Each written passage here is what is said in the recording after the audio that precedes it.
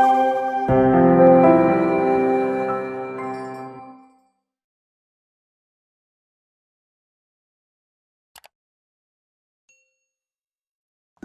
Pan-RB mengaku pembukaan seleksi pegawai pemerintah dengan perjanjian kerja atau PPPK akan berlangsung di Mei tahun 2021. Ini akan dibuka bagi guru honorer. PLT Deputi Sumber Daya Manusia Aparatur Kementerian Pan-RB Teguh Wijanarko mengaku setidaknya ada 1 juta guru PPPK yang akan dibuka.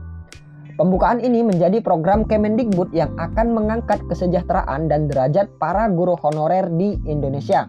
Seleksi PPPK akan dikhususkan untuk pemerintah daerah atau Pemda. Rencananya Maret 2021 akan ditetapkan formasinya.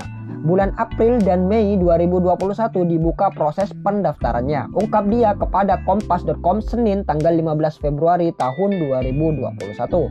Sedangkan bulan Juni tahun 2021 bilang dia akan mulai seleksi guru PPPK. Dia menyebutkan jumlah 1 juta guru PPPK termasuk dalam kebutuhan 1,3 juta aparatur sipil negara ASN di tahun ini. Sedangkan kebutuhan jabatan lainnya untuk Pemda di luar guru ada sebanyak 186.000 posisi. Angka itu terdiri dari 70.000 PPPK jabatan fungsional selain guru dan 119.000 CPNS untuk berbagai jabatan teknis yang sangat diperlukan. Itu juga untuk termasuk tenaga kesehatan, tutur dia. Adapun porsi instansi pemerintah pusat, lanjut dia, kebutuhannya mencapai 83.000. Yakni terdiri dari sebanyak 50% untuk PPPK dan 50% CPNS untuk berbagai jabatan yang sesuai kebutuhan masing-masing instansi. Teguh menegaskan Kementerian Pan-RB telah berkirim surat ke Menteri Keuangan Menkyu terkait kebutuhan guru PPPK dan CPNS di tahun ini. Pada intinya, Menteri Keuangan setuju dengan usulan rencana kebutuhan ASN guru PPPK dan CPNS di tahun 2021. Selanjutnya, kami menunggu pertimbangan teknis dari BKN, terangnya.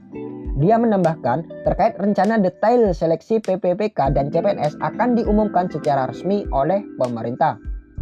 Mendikbud Nadiem Makarim pernah menyatakan hanya guru honorer yang lulus seleksi bisa menjadi guru PPPK, meski kapasitasnya mencapai 1 juta PPPK.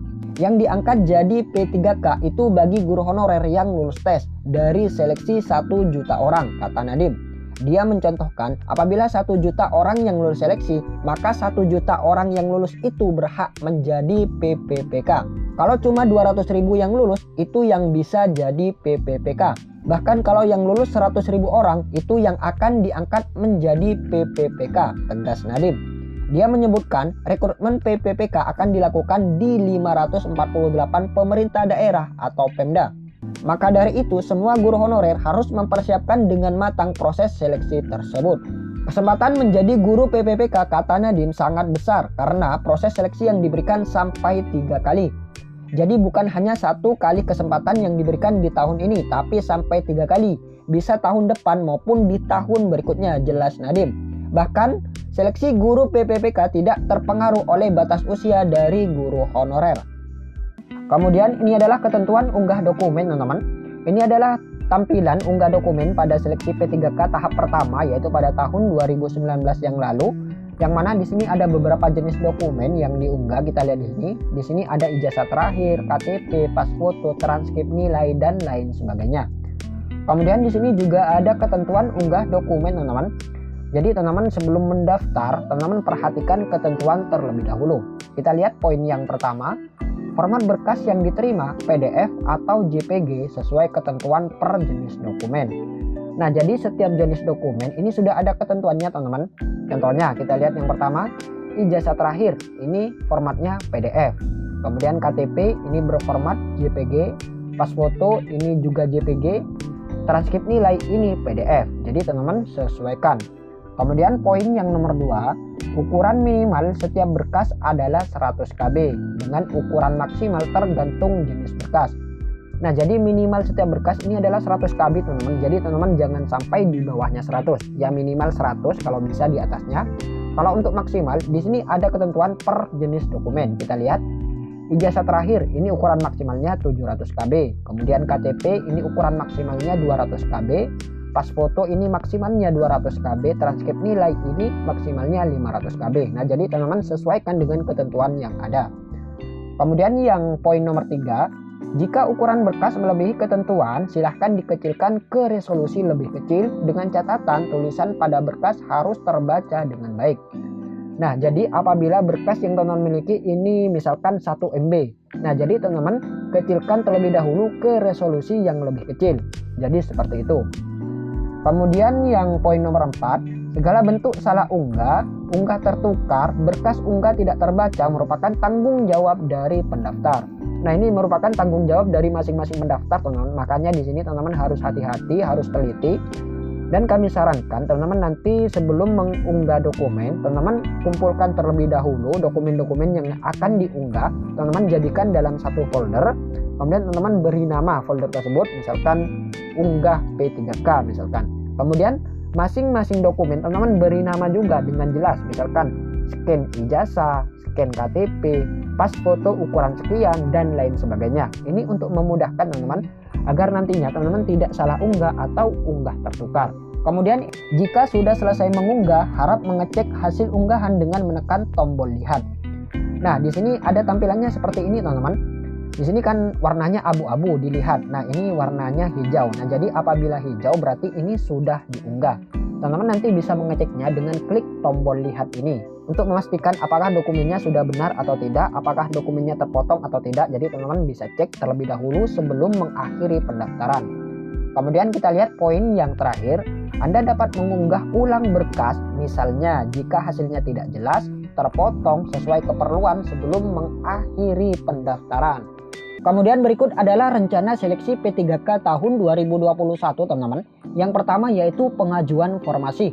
Nah, untuk pengajuan formasi ini dilakukan oleh masing-masing daerah untuk mengajukan kebutuhan guru di masing-masing daerah kepada Kemenpan RB. Dan pihak Kemendikbud ini menyarankan agar masing-masing daerah mengajukan sebanyak-banyaknya guru honorer untuk memenuhi 1 juta guru. Jadi seperti itu.